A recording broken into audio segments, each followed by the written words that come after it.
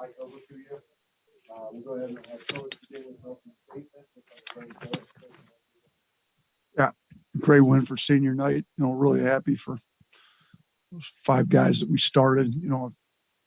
Look at 3 guys we honored after the game with Quinerly and Keon Ellis and Rojas and what they've accomplished in the 2 years they played here. It's arguably the best 2-year span we've had here in close to 30 years. If we can continue to win here, close out, get a 5 seed. I think the last time they've gotten back-to-back NCAA tournaments with a 5 seed or higher is 30 years ago, and it'd be only the 3rd time in school history, I think. So they've taken this program to new heights from where it was when they got here. I couldn't be more happy for them, more thankful for their help getting it here. Rojas has battled some injuries, but I thought he just brings a toughness to the team that we're missing when he's not there. And Quinerly's dynamic in our offense. He's, between Kyron and Quinerly and JD, obviously we've had some really good point guards around the offense we want to run. And, JQ's been right at the top of that list. And then Keon Ellis just been really consistent on both sides of the ball for both years he's been here. So happy we got the win. Obviously, start of the second half wasn't what we wanted.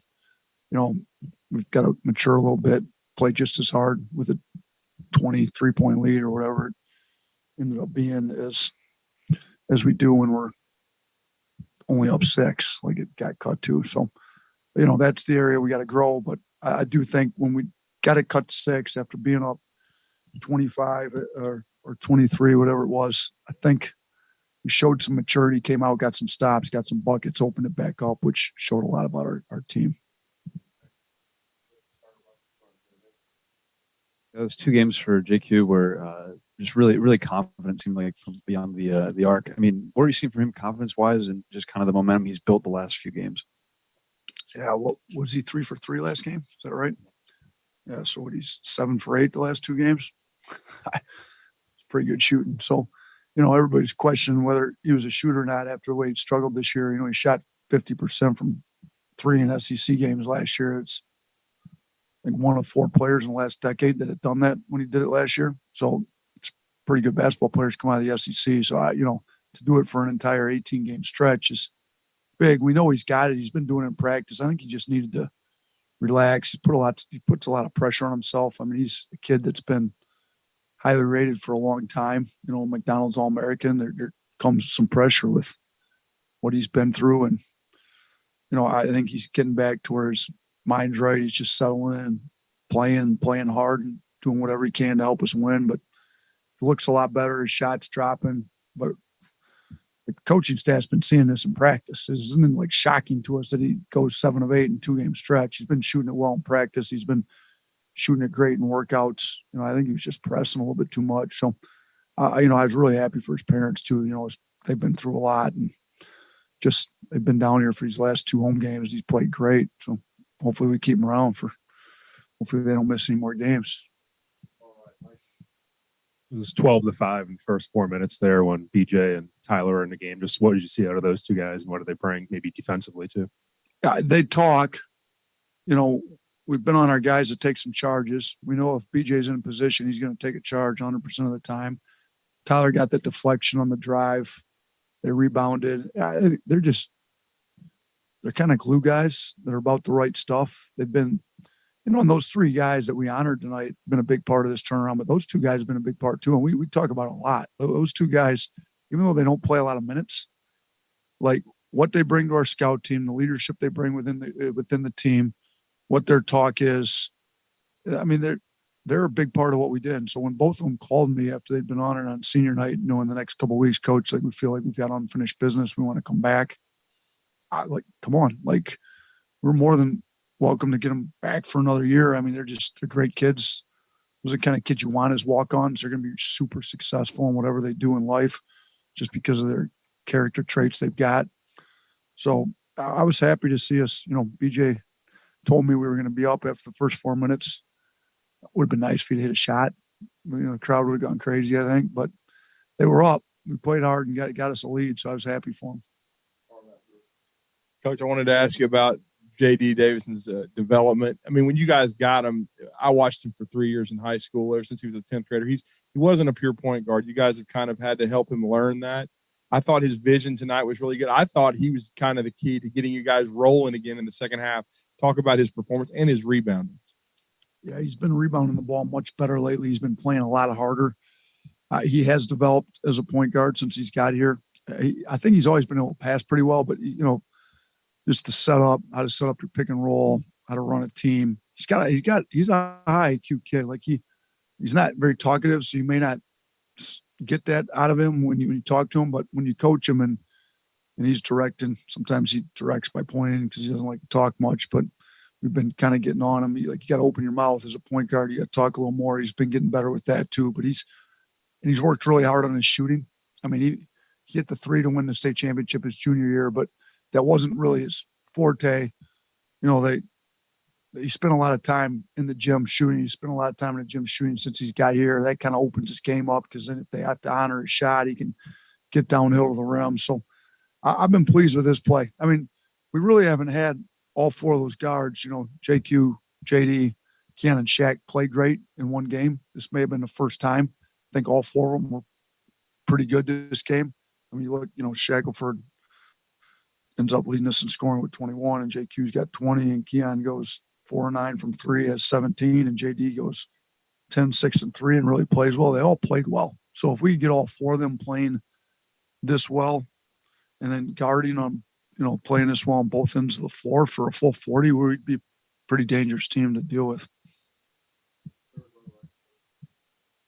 Coach, I was really impressed with your defensive effort. Jahvon Quinerly, in that 4-game winning streak for South Carolina, he has really played well. He was 5 of 17 with 7 turnovers. That really is a credit to your defense. What? Shoot.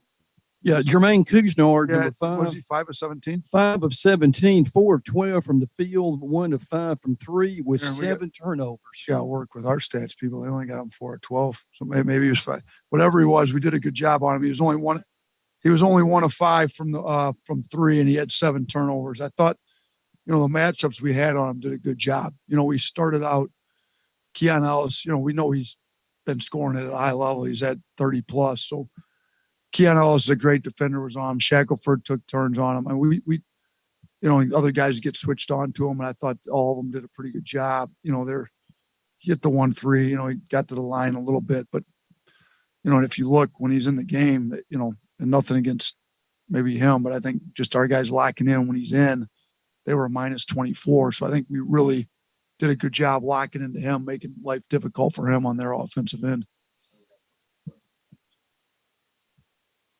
Coach, when you spoke yesterday, you talked about how physical defense and loose ball scrappiness is a hallmark for Frank Martin teams. How did you think you matched up in that respect? And did you kind of shoot your way out of having to play that kind of game? Yeah, I mean, it helps when you make threes at the clip we were making them to start the game. But we still had 11 turnovers in the first half, which is way too many. And I thought, they got up into us. They were physical. We didn't handle it great all the time. We handled it well enough. They ended up with 19 turnovers themselves.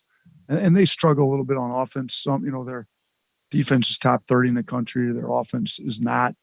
They need offensive rebounds. They need transition buckets off turnover. And when they made the run at the beginning of the second half, they got turnovers and transition off turnovers and transition off us not getting back on D. So, I thought for the most part we handled that well, but there was a couple stretches there where we didn't do as good a job as I would have liked. But, if you look, like Quinerly had some turnovers, but I thought he played pretty well.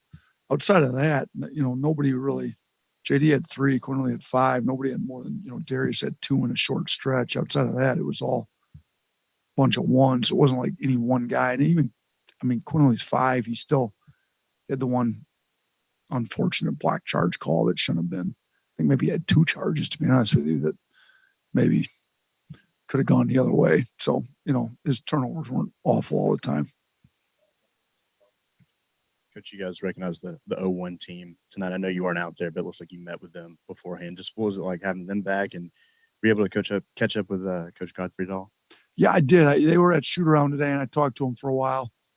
He had it rolling here, where they were going back to back to back I don't know, 5, 6 straight NCAA tournament appearances. So, he did a great job. They had a lot of talent. They had some players in here.